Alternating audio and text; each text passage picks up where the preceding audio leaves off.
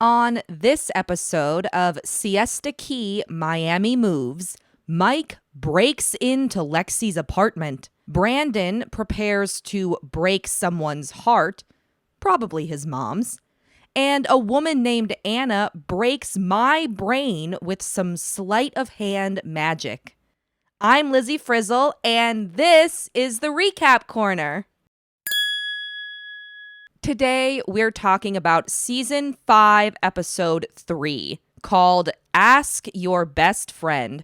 But before we get into it, I have to say thank you. Last week, DVR Czar picked up its 50th subscriber, which is a goal I'd been hoping to reach by, the end of this Siesta Key season. So to hit it after only the second episode was really exciting. Thank you all so much for tuning in and for liking the videos and for commenting, even though sometimes I'm too anxious to respond to those comments.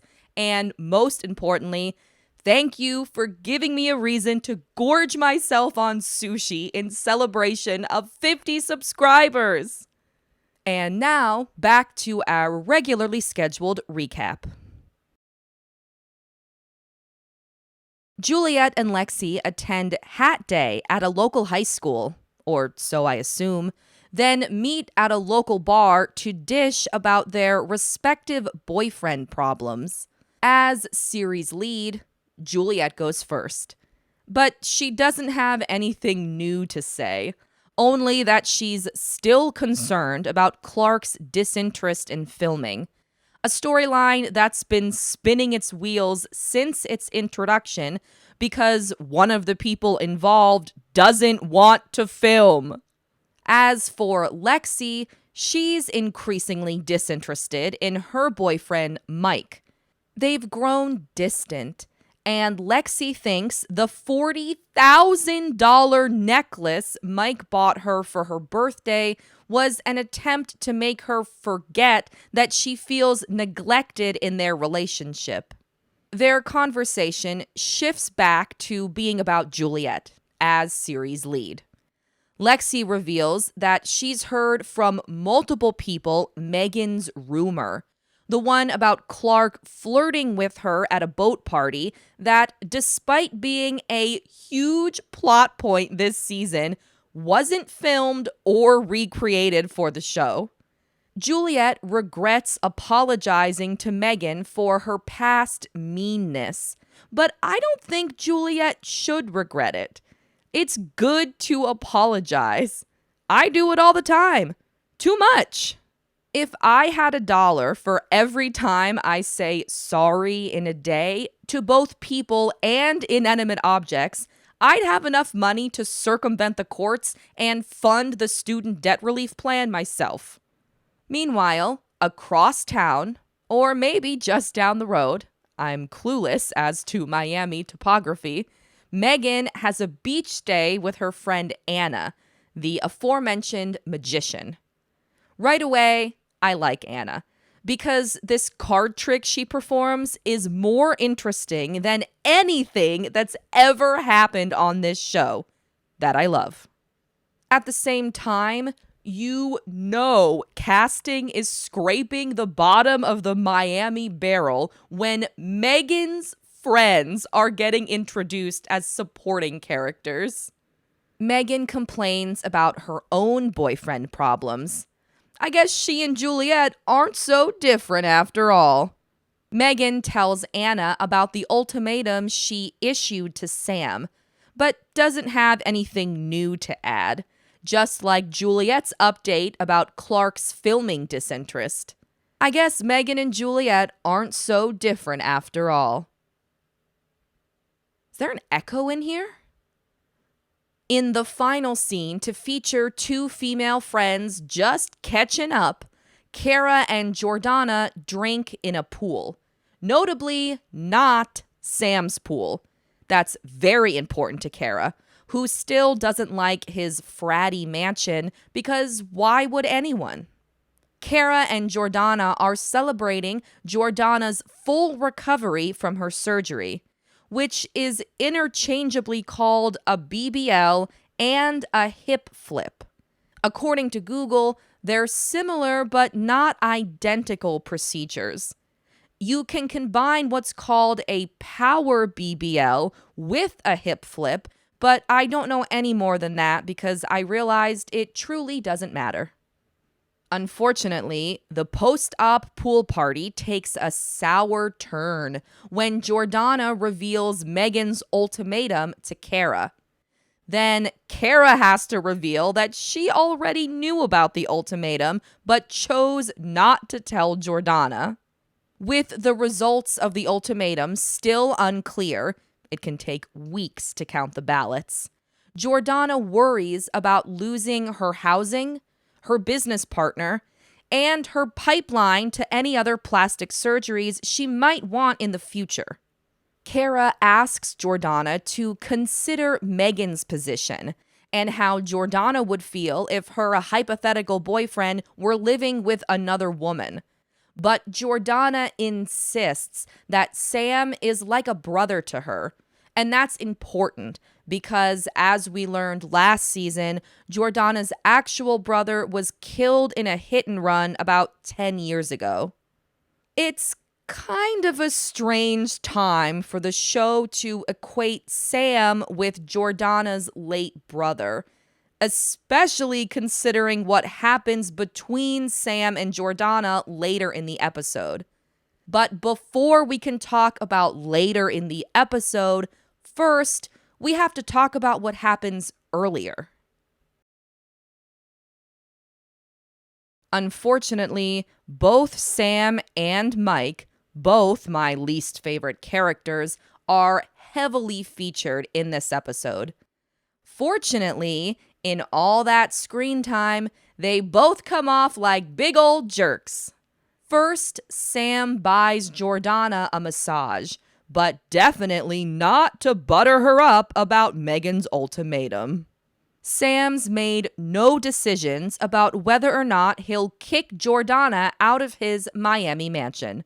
He's considering it, and also thinks that if he does make Jordana move out, then she'd still come over to hang out all the time, which, to quote Bob the drag queen, is wild to me. Now, I know Sam didn't come off as particularly jerky in anything I just said, but you gotta remember we're talking about Sam. So even when he's just, standing around, his jerk level never falls below a baseline of 8 out of 10. Elsewhere, Mike uses the delivery code to let himself into Lexi's apartment unannounced. Luckily, she's working from home and can easily take a break to argue about the lack of growth in their relationship. Mike tells Lexi that his career in crypto is at a make or break moment, that it's the most important, most time-consuming part of his life, and that Lexi needs to decide if she's dating the right person or not. In response, Lexi runs into her bathroom crying. This scene was tense. Both Lexi and Mike seemed so disinterested in each other, my inner conspirator started to wonder if they'd already broken up prior to filming. To help everyone escape their stresses, Sam charters himself, Kara, her boyfriend Michael, her friend Christine, introduced last episode, and Mike, a 6-room yacht. I assume at least one room is immediately converted into an office for Mike because, as we just heard in the last scene, he's super busy with his career. We learn that Brandon was also invited on the yacht, but had to stay home with his son Quincy. Even though Sam and Brandon have never been depicted as friends, because Christine is now part of Sam's clique and also Brandon's new love interest, it's just easier if the show pretends that Sam and Brandon have always hung out chartering boats together that have more rooms than my entire apartment. Sam FaceTimes Brandon, What up, bro? What up, homie? What you doing? You on the water?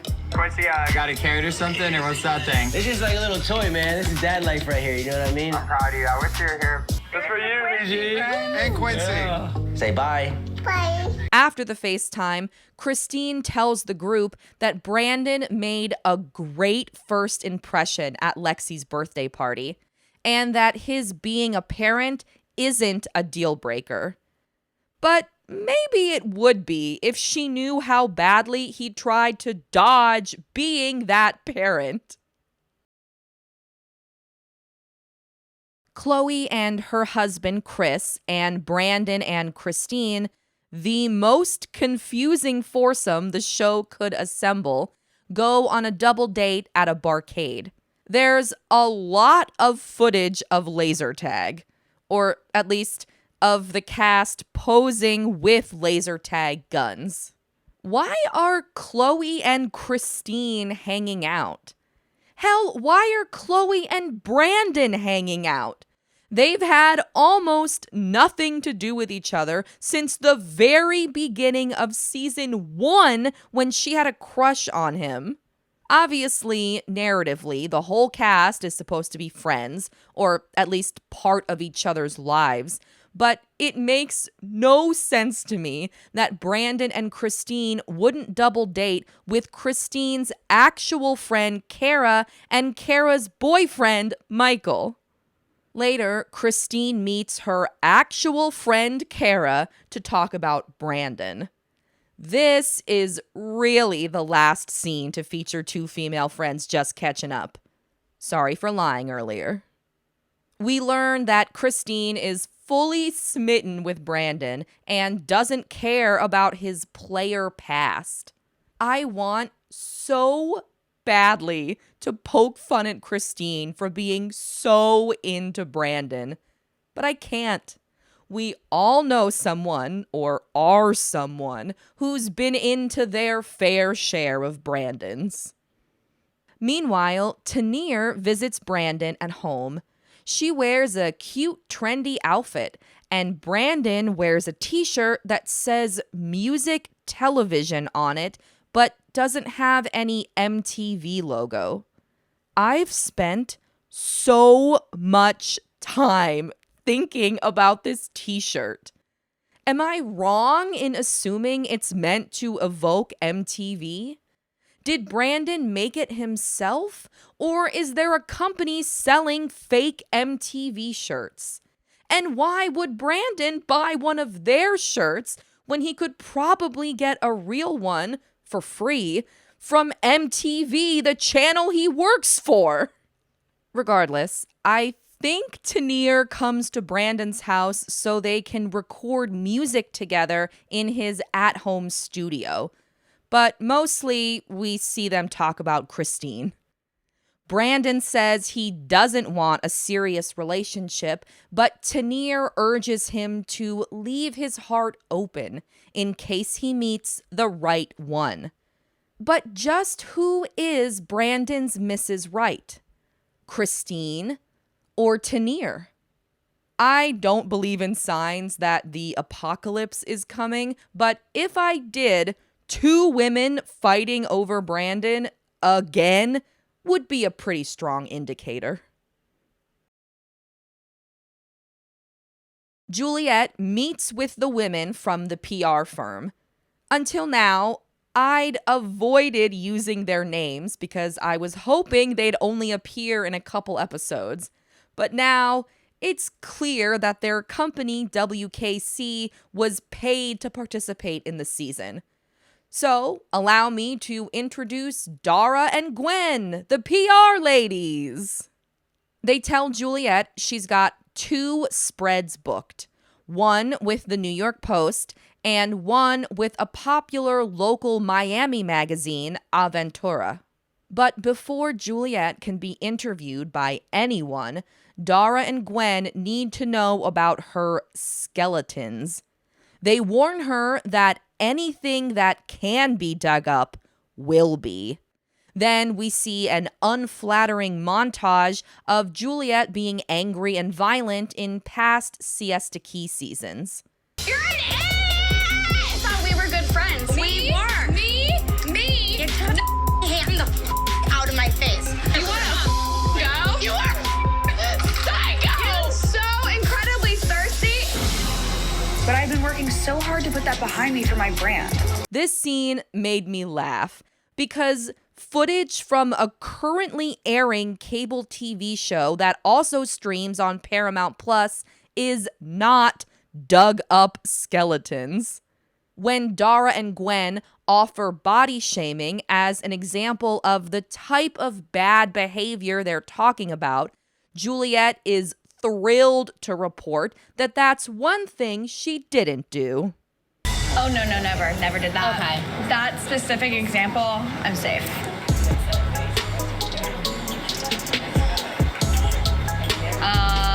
On set, all goes well as Juliet nails her photo shoots and interviews. That is, until it's time to talk to the reporter from the New York Post. Your cast member, Kelsey, also had a swimwear line, and so there was a bit of tension. I think we've overcome that issue. And there was a punch. There was a slap. A slap. Well, tell me about that. Hold one second. Hey guys, so just jumping in, we don't want to talk about any past negativity. I mean, it's the New York Post. I kind of can't. Later, Amanda and Chloe, dressed in a big dumb hat, meet Juliet for another round of smoothies and yelling at her. But this time, there's no yelling. When Juliet cries about her fear of JMP, the label, failing in Miami, Amanda and Chloe are sympathetic, and the trio restore their friendship. At least, I think that's what happened. I kind of got distracted by this cool lizard footage at the end of the scene. Get ready to celebrate the least popular cast member, because in this episode, the cast-wide event is Sam's 31st birthday party, as planned by Jordana, as paid for by Sam's credit card. The party's theme is Welcome to the Jungle. Guests arrive in animal print outfits, including Jordana herself, who gets a big entrance to debut her even bigger BBL/hip flip to the masses.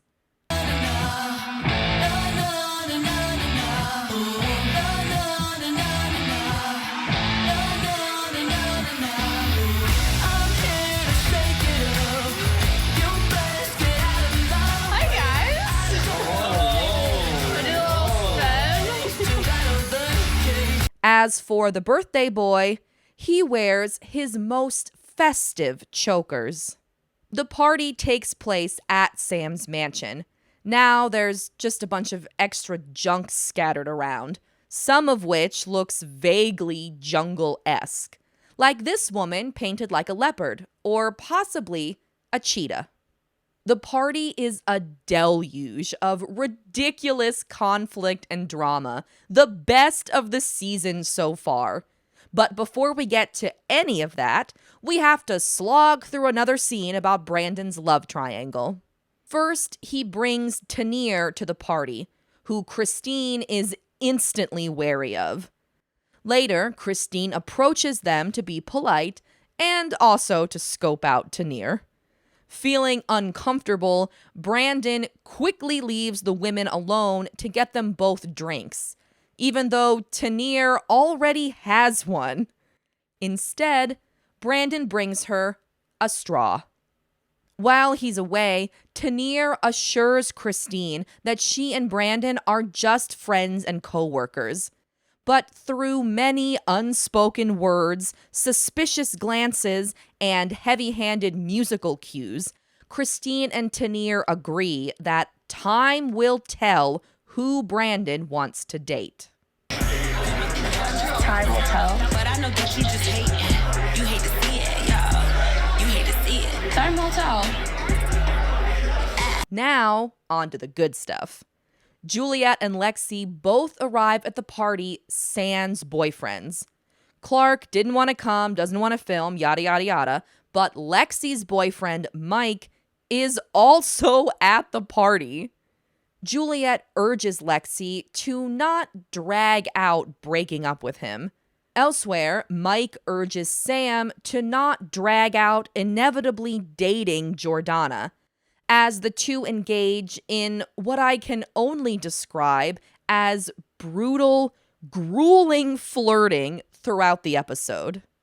Anyways, I gotta go in there. I'm gonna try to get sexy for later. Dude, you're always gorgeous. What do you mean? No, right now I'm looking a hot mess. Mess, but hot. Even though Juliet regrets apologizing to Megan, she continues her streak of party sorries and makes amends with Jordana. In return, Jordana tells Juliet and Amanda about Megan's ultimatum, but she doesn't exactly get the support she's looking for. How about Megan? How does she feel about you living here? She doesn't want me here. She wants me to leave. Yeah. Wait, seriously? She gave him 30 days to either kick me out or like she's done talking to him. That just makes no sense to me. Why does anybody think that Sam's gonna settle down and like get rid of all these girls in this lifestyle? He's not ready to settle down still. And Jordana's not the only one without support. The last of the cast to arrive are Megan and her magician friend Anna. Having not talked since Sam ditched her at Lexi's birthday party, Megan expects a huge, happy greeting from him. Sam gets about 2% of the way there. What up? How are you? Happy birthday. Thank you very much. I appreciate it. How have you been? I've been good. How are you? Fantastic. Just want to say hi. Happy birthday. I'm sorry I'm late. Thank you very much. Later, Juliet confronts Megan about the Clark-related rumors she started. Now that Juliet and Chloe are friends again, Chloe jumps on in to scream at Juliet's enemies just like old times. How is it? How is it but how is it your place to go around and tell people off to her because I'm her friend and I'll do whatever I want? Why are you going around telling people that her boyfriend is flirting with you? You're a little hoe. Megan's friend Anna tries to contribute to the scene too, but it doesn't go well. Can we talk for a second? Yeah, come talk. Do you want to sit here? Hi. I don't think you remember. I met you with Clark like at the club like a long time ago. Okay, cool. If only she'd just done another card trick. Megan insists that her rumors are true and that, in fact, Clark's flirting made her very uncomfortable. Anna tries to corroborate Megan's story, but it doesn't go well. I'm so sorry. It's not a lie because I did see it. I really don't care. I don't know who you are, and I don't remember ever meeting you. After Juliet rebuffs Anna, Megan tries to bring in the bigger, blonder guns. She repeatedly tells Juliet to ask someone named Sophie about Clark's flirtatious ways. Who the hell is Sophie? I asked myself. About 4,000 name drops later, we finally got an answer. This is Sophie. She's Juliet's friend from college, Megan's friend from now, and she's in attendance at Sam's party. Megan whines to Sophie about getting yelled at by the other cast members, begs her to validate the Clark rumors, and even tries to physically pull her toward Juliet to initiate the conversation. But Sophie skirts Megan every time. Even though things didn't go her way, at the end of the scene, Megan is shown grinning evilly. That is, until she catches Sam making out with Jordana. The episode ends as Megan dumps Sam, thereby sort of fulfilling her own ultimatum, and ahead of schedule. Thanks for watching. Come back next Wednesday for another Siesta Key Miami Moves recap, when Juliet continues to worry about Clark, Megan continues to drag out her beef with Jordana, and Brandon continues to downplay his player past to Christine. In the meantime, if you're so inclined, please like and subscribe. Thanks again. See you next Wednesday. Bye. This is so funny, bro. What the is going on? I have no reason to make up, Juliet. Just